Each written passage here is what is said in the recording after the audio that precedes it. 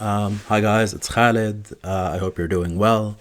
Today I have a piece entitled Abolish Justice, where I'm gonna make the case that justice is a bad idea at certain scales. Like when you want to deal with the political, thinking about it in justice terms, economic justice, racial justice, environmental justice, all that stuff is nonsense. It's bad and it's counterproductive. Okay? So I'm gonna do this I have a lot to get through, so I'm gonna just kind of be running through this. One, I'm gonna provide you with a definition of what justice is. I'm gonna give you some examples of when it works. Like, I'm not arguing that justice is bad in all situations. I'm just saying that there are certain contexts, certain scales where it doesn't work. So I'm going to give you examples where it works. I'm going to give you examples and reasons why it doesn't work. And I'm also going to explain to you why, at the scale of the political, it's actually harmful. It's counterproductive. So we really want to avoid it. And then I'm going to go into some concrete examples. Right. One of the hardest things about like talking about this stuff abstractly is it's hard to kind of just put meat on it. So I'm going to provide two examples. One, I'm going to talk about the legacy of slavery. This thing is something I've been talking about regularly, so I just want to extend that and talk about it in terms of a justice lens and then a political lens and see what each one of those does.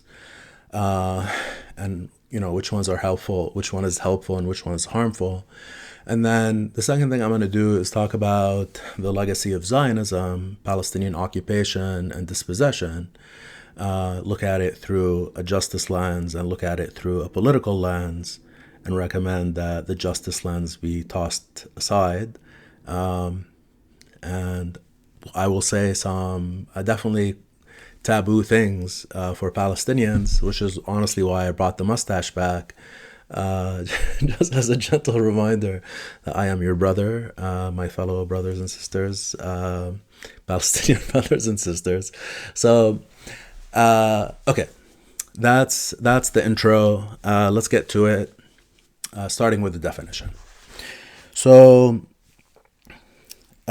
justice, pretty like intuitively, if you ask most people what it is, they'll give you some definition. Like, for me, it's just correcting a wrong. There was a wrong that happened, and you want to remedy it, which is like a normal instinct that we all have. It's drilled into us. But the reality is that justice is only applicable when two conditions are met. It only makes sense to think about a thing that happened to you, a thing that you lost, or a thing that was, like that happened to you, if the conditions of having a set of rules and norms that define what is just and what is unjust, that there is agreement upon those sets of rules, and two, having a power to an authority to enforce those rules. Outside of that, justice doesn't make sense. It's an empty concept that doesn't recommend the right actions for us to do. So if I'm living in a village a couple of 100 years ago, and somebody comes and steals my goat, I think, oh, that's unjust. Then that thinking that that's unjust only makes sense if most of the village agrees that stealing of goats is unacceptable, and there is an authority, there's a village elder that I can go talk to who can then dispense with justice, force the other person to give me back my goat or give me bushels of wheat in compensation, whatever the fuck it is, right? So you have to have those two conditions. If I'm lacking one of those conditions, then thinking about it as being unjust doesn't do anything. All it results in is me going out into the field. If there's no village elder, I'm just going to go pray to a deity. And that's a waste of time. That's not going to actually help. The lack of an authority that can actually bring me the justice despite a power disparity, because the other person just might be stronger than I am. So I can't go fight that person and take my goat back. But going and praying to a non-existent deity doesn't help at all. It's just a waste of time. I should be lifting weights, learning some martial arts, whatever it might be. That's a more practical investment of my time, given the fact that this is no longer a justice framework. It's a power framework. It's it's real shit. Okay, so what are the contexts? So there's the village. It makes sense if you have a village elder and you have a set of rules. What other context does justice make sense? If you have a state and the state provides a formal legal system where basically justice is bureaucratized. There are codified rules written down, and there's a bureaucracy, a bunch of employees of the state that represent the authority of the state in dispensing justice. So you go and you say, hey, somebody stole my car, I want it back. There's a bureaucrat, a judge who can make that decision with the backing of the power of the state behind him in order to actually execute on this decision. So it makes sense in that case, and it helps manage society. There's also like the informal socializing of the idea of justice and kind of our loose observance of it and kind of informal mechanisms of it. Like since we're children, you know, when you go to school, Billy stole my pencil, I go run to the teacher and I complain, being the snitch ass that I am. The teacher then forces Billy, because the teacher is an authority and everybody knows that stealing pencils is unacceptable, forces Billy to give me my pencil back. You know, same thing at home. The parents adjudicate between the children. So like those make sense, and those are important because they instill in us this deep sense that justice is real and important. And we carry that with us as we go in and we engage with other people, we engage with the state and its legal apparatus. But then we mess up, right? And we extrapolate out this sense of justice that we've learned, that works at an interpersonal level, that works when there's a legal framework, and we extrapolate it out to the political, where the conditions aren't there. The conditions of an authority that can make decisions outside a power disparity doesn't exist. The rules and norms themselves don't exist. There is no social consensus or codified set of rules about what is the right remuneration for a political wrong that you seek correction for. You can argue that there should be, but there isn't. And that's the distinction. That's the thing that makes a difference. That's what draws the line between the justice universe and the politics universe. And the moment you extrapolate out and you drag the justice in with you, then you start doing nonsense. So, a few just like quickies, like people talk about economic justice. Like in the US, there's economic justice. What does that mean? That there is a pervasive poverty while there are people who are just so rich, money is just coming out of all their orifices. It's obscene that both of those things exist, and immediately they trigger our justice our justice muscle, that thing that's been whipped into us since we were little kids. But it's a useless framework, because what that muscle triggers in me is the pleading of grievances. It's like going and saying, this is unfair, this is unfair, this is unfair. But the problem is, who am I saying this is unfair to? Okay? There's only the United States. I can't go sue the United States for the extreme poverty that exists within its borders at the UN. They don't have jurisdiction, and it's nonsense. Nor are there accepted social norms. Okay, there are no accepted set of rules. Most people, if you ask them, is this okay? They'll say, well, it's not great, but this is the outcome of the system that we have. The system is largely meritocratic, right? You don't even have people on your side when you want to make this claim as a justice claim. And what you need for it to make sense as a justice claim is widespread consensus. So it's the wrong framework to think about something like income inequality, to call it economic justice. Another one is like, this is a little bit harder to navigate, but like colonial justice. The idea that these countries were occupied, colonized, extracted from, people's labor was expropriated for the benefit of mostly Western countries. And the net effect of that is a long-standing and continued through like newer proxies of colonialism, continued underdevelopment and poverty and problems of all sorts, right? Political stability, violence, etc., etc. And so a lot of people take those things, they look at a country and they look at its conditions and they say, okay, what we want to do is we want to seek some form of colonial justice in order to correct the wrongs of the past. And they go back to the moment or to the time of colonial occupation.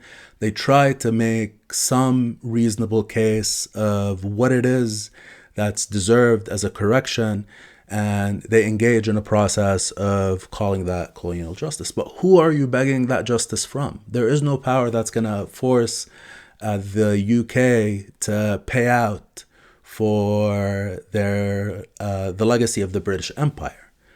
There's no authority that can do that, nor is there any kind of accepted framework for what that compensation should be. What you should be doing is looking at every single problem, understanding its political dimensions, and understanding what political processes you need to engage in to correct those issues in the most efficient way possible. There's nothing more than that. Thinking about it in justice terms is lazy. It's an incorrect extrapolation. Okay.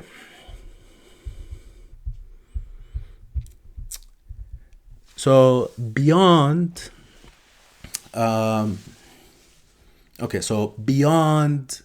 the problems of it not making sense, it's counterproductive.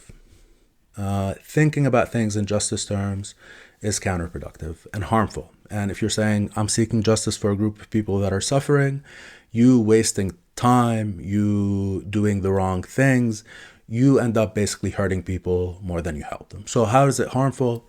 One, you end up doing a bunch of stupid shit that doesn't help, right? You go plead your grievances, you try to explain to people why something is unfair, you try to convince them, blah, blah, blah, blah, blah, but there's nobody to talk to, okay? There is no authority. And within a democratic system, that's not how politics works. People don't vote based on their sense of fairness about things that are happening outside of their own lives. Just like, honestly, I'm just trying to be honest with you. That's not how politics works. So you're applying this thing, this idea of justice, okay, and trying to transmit it over to somebody else within an arena where nobody's willing to think about it in this way. You're asking basically, 300 million people to act as a collective authority, and none of them, very few of them, are going to think about it in that way. And mostly because, not mostly, but there's the other thing is that how do people know what is just or unjust? There are no accepted norms. So you're just wasting your time when you do the whole throwing yourself, telling the world about the injustice that's occurred. It makes you, so the other thing that it does, which is a little bit subtle, it necessitates the creation of a villain, right?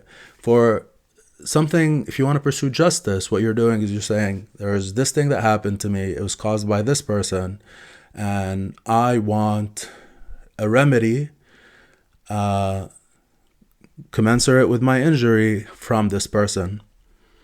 Okay, so when you think about a problem or a set of problems within this justice framework, you have to have like a villain that you can point to, because this is what justice does to your brain.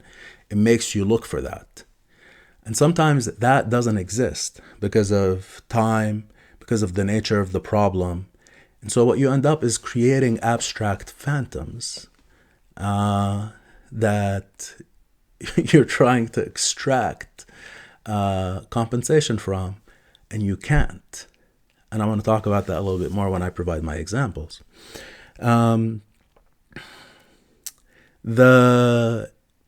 So like even at a from a technical political side,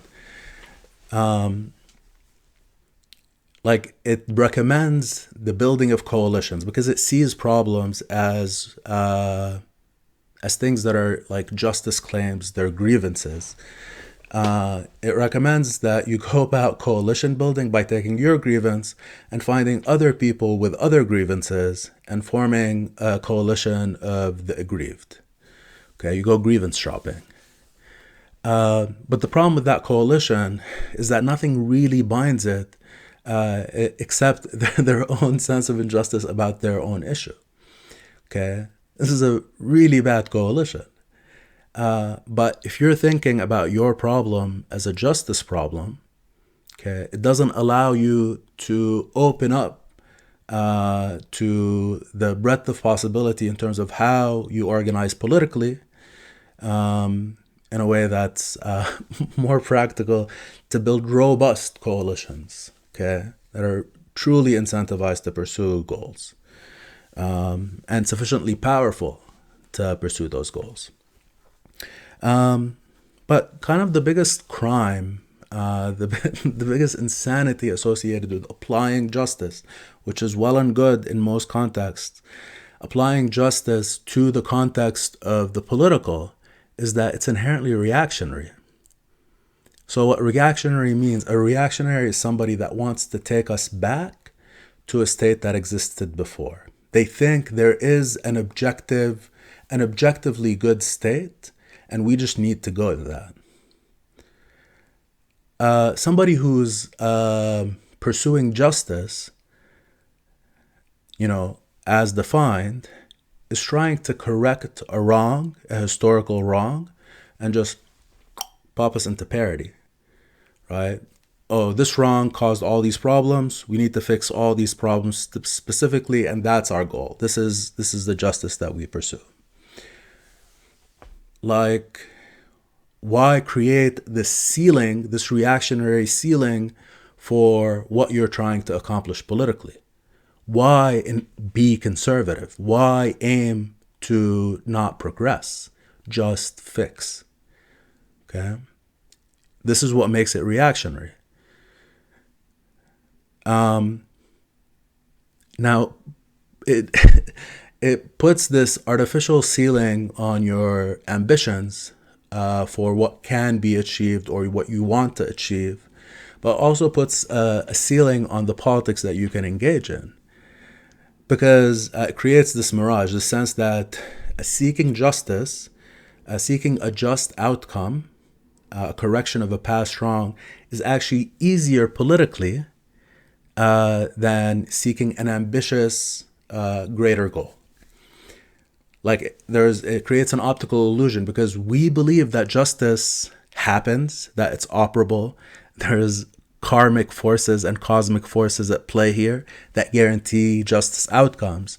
So despite the fact that it has all these problems associated with what political organizations can be, coalitions can be formed, that it recommends people waste their time politically, like in practices that don't yield any results, still it creates this optical illusion that shrinks the distance between you and the goal of achieving justice. And another goal, which is a lot more ambitious, that makes people's lives better, improves their quality of life, gives them more dignity, more opportunity to flourish. That can be easier to achieve, okay, but it just looks further away. That's what the justice framework does. It corrupts our ability to see because it implicates our social conditioning to believe that justice exists in all arenas. So these are the problems with justice. So let's go ahead and cover justice through two concrete examples. And I'm going to look at each one through the different lenses. Okay? So, number one, we're going to talk about the legacy of slavery. Okay? Again, I've talked about this on quite a few episodes, so I thought let's just go ahead and include it for continuity. So, a justice framework, when people talk about racial justice, what they're talking about is a historic wrong, okay, that was done to a group of people now categorized as a race. And what racial justice demands is the correction of those wrongs in the present day. Okay? That's the logic of justice as it colors the question of the legacy of slavery. Are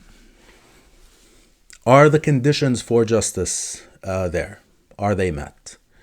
Is there an authority that you can go plead your case to, okay, that has power over the state, over the United States, to correct the wrong in a way that, I don't know, somebody who's an advocate of racial justice wants? And the answer is no. Is there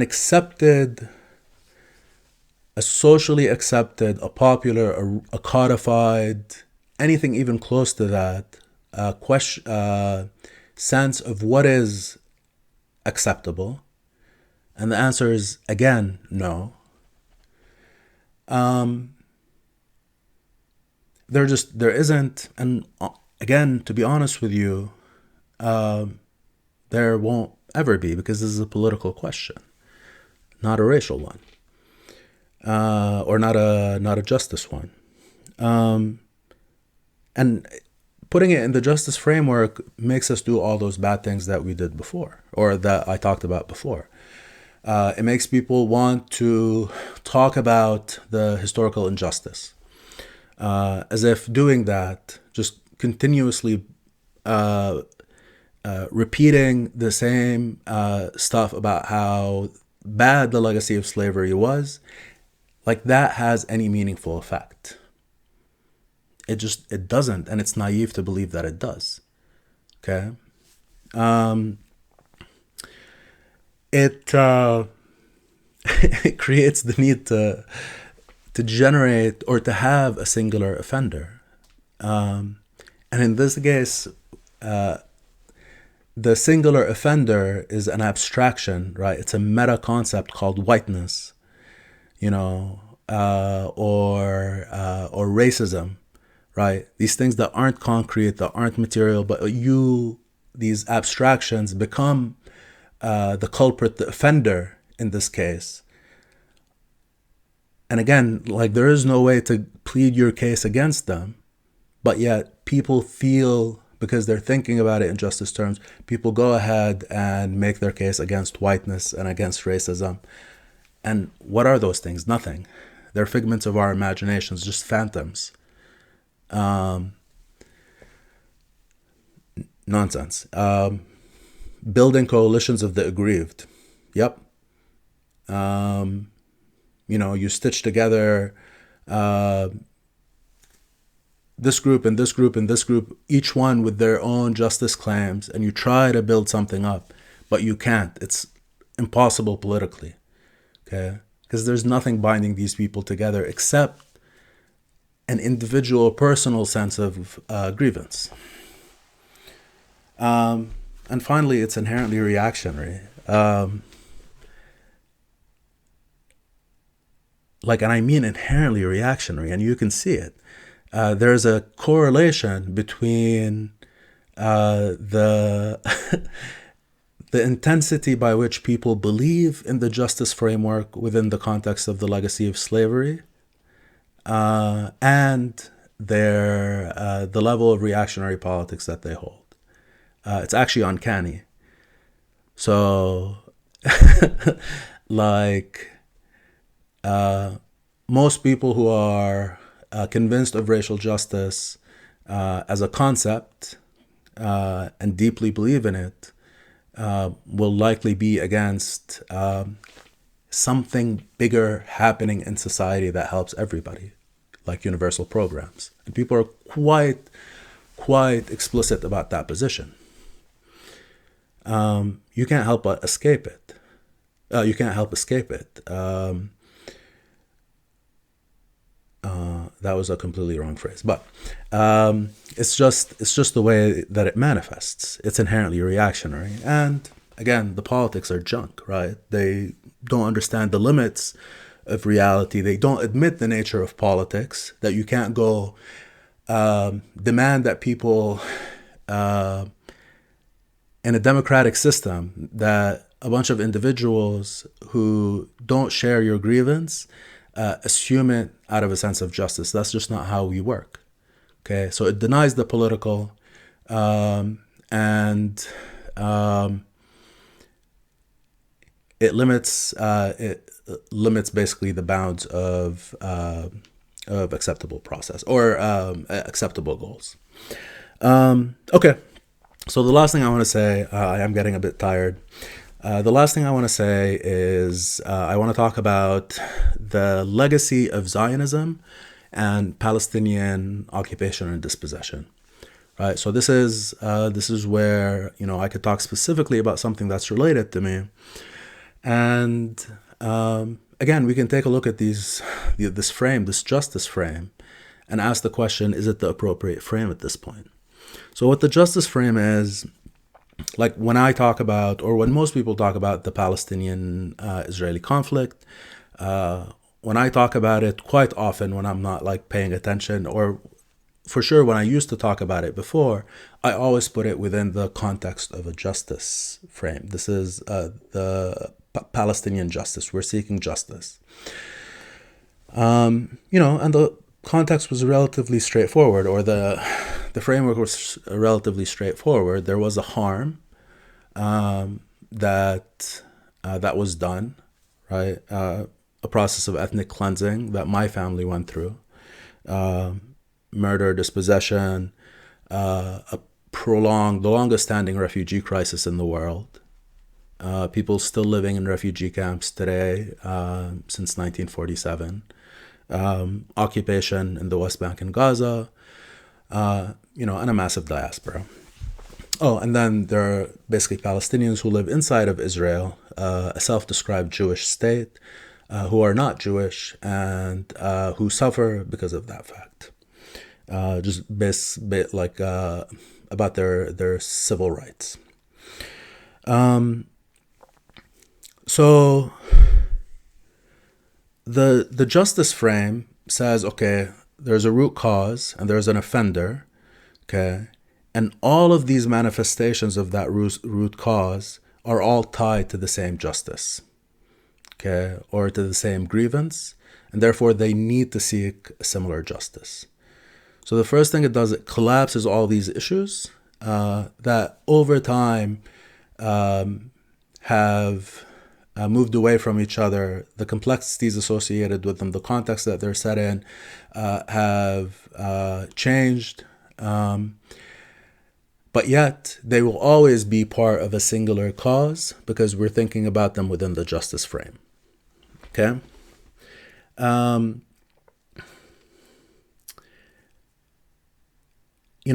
What does it make us do? How does it make us act politically? Basically, the pleading of grievances, okay? Showing the world our ouchie. It's, I'm not saying it to denigrate it, it's wrong. And like, it's something that I spent my whole life participating in. Like going out, educating Americans. Like, this is what I saw my role as a Palestinian, an active Palestinian in the West, as educating Americans about the plight of Palestinians, the injustice that's occurred to them. I used to go to a school here in Seattle once a year and give a presentation about it, right? And there's literally nothing wrong with that. But now that I think about it, oh, that was just like a civic thing for the benefit of those high school kids. That had nothing to do with helping the Palestinian cause, because that's not a justice issue. Okay, that's a political issue that requires power to solve. Okay, not the pleading of grievances to anybody, because none of these people, in the end, are going to operate, even if they come into a position of power, even if we properly set out all the messages and we pleaded the case of injustice, none of these people will act as a response to the grievances and the injustices that the Palestinian people suffered, because that's not how politics works. Okay, so yeah, just an absolute waste of time from the point of view of the Palestinian cause. See, like, I did it. I can't help it. This is the way I've always thought of it. You know, it certainly puts limits on what we can imagine for ourselves. But like, for me, that manifests the worst in the fact that all Palestinian things are bound up together. So right now, if I want to go take a look at the refugee problem, and I want to say that these people, generation after generation, they've been living in shitty refugee camps, okay, the longest standing refugee problem in the world, and I want to do something proactive about their situation so they can live in dignity, they can live without just material oppression. If I want to do that, okay, and I choose to pursue a non-just solution, right? A solution that doesn't involve returning them to their homes, okay, then I'm breaking with justice. This is the insanity of this framework, right? We can let these people suffer for another 100 years, but as long as we're pursuing justice, then it's okay. It's fucking criminal. Like, this is political malpractice. Like, I was having this discussion with my family. I was telling them about what I was going to do the video about, you know, and I have a relatively political family, and we got into it. And like, the point that I was trying to illustrate is this very point, and they illustrate, like, one of them illustrated it for me. Like, when I talked about this solution, just somebody went up, just piped up and instinctually said, but that's not just. Right? And inherently, this is what the justice framework does. It sort of binds us to a ceiling, a conceptualization, something that seems like objective, like a reference that we can't move away from. But in reality, we should, because it's the practical thing to do. It's the thing that actually helps people, as opposed to satisfy some weird sense of innate justice inside of us. Just selfish. Same thing with people in the West Bank and Gaza, right? If I want to ask the question, what is the most practical thing that they want to do or they should do?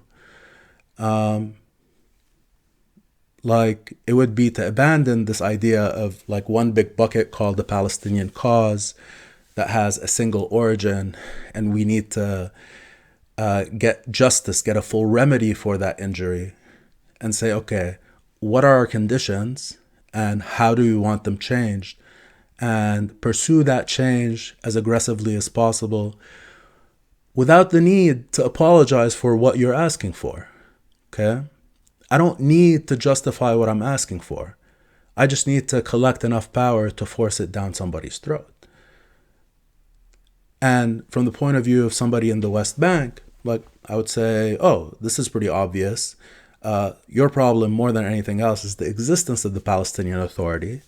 And you need to take it down as a government, right? Because all it does is mystify the reality of the occupation. And then from there, you need to go and make a demand for full citizenship within Israel. Okay? It's a logical pursuit of a political program. It's ambitious. It might be difficult. It might be unachievable. I don't know. But it's real, right? And you don't suffer from the paralysis of the moment somebody proposes that, somebody saying, but what about the Palestinian refugees? Do they have the right of return? Like, it's just absolute paralysis. And this is where, like, honestly, most Palestinians are going to find this reprehensible, this idea that we can unbind these things by removing the justice framework, okay, and saying, okay, these are a set of political problems, okay? These are conditions that we want to change. And the choice to bind them together should be made based on the practicality of that binding, not on some abstraction called justice that is completely inapplicable in this context. Yeah, so this is my bit. Justice is bad. Abolish justice. And I'll see you next time.